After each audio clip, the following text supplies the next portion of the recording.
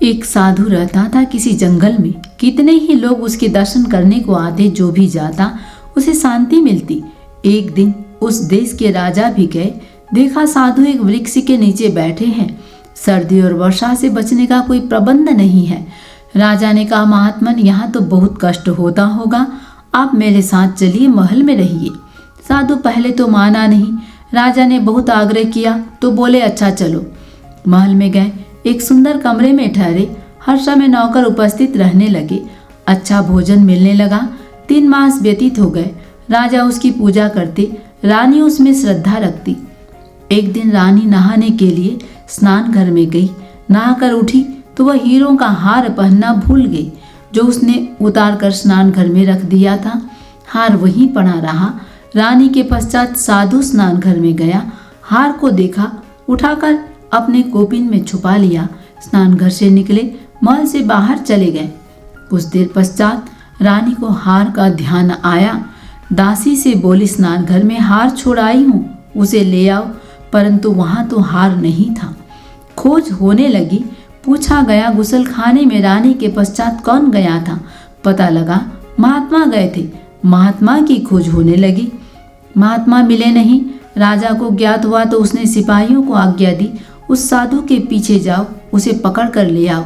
इधर वे महात्मा शहर से बाहर निकले, जंगल में चले गए। दिन भर चलते रहे, पांव थक गए, भूख भी सताने लगी तो जंगल का एक फल तोड़कर खा गए। फल था एक औषधि, उससे दस्त लग गए। इतने दस्त आए कि महात्मा निर्बल हो गए। तभी उन्हें हार का ध्यान आया। उसे देखते ही बोले, मैं इसे क्यों उठा लाया? मैंने चोरी क्यों की? उसी समय वापस चल पड़े। आधी रात के समय राजा के महल पर पहुंचे। आवाज दी, राजा जागे। महात्मा ने उसके पास जाकर कहा, राजन, आपका यह हार है, ले लो। मैं यहाँ से उठाकर ले गया था, मुझसे अपराध हुआ, मैं क्षमा मांगने आया हूँ। राजा ने आश्चर्य से कहा, वापस ही लाना था तो आप इसे ले क्यों गए थे? साधु ने कहा, राजन, क्रोध न करना।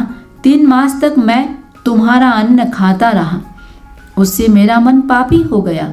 जंगल में जाकर दस्त आए, शरीर शुद्ध हो गया, तेरे अन्न का प्रभाव समाप्त हो गया। मैंने वास्तविकता को जाना और वापस आ गया। यह है अन्न का प्रभाव।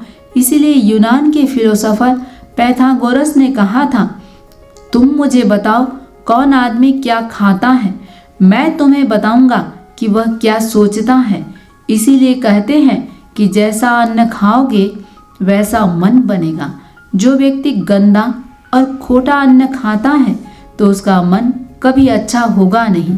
अन्न को जिस भावना से कमाया हो और तैयार किया हो, सबका प्रभाव मन पर पड़ता है।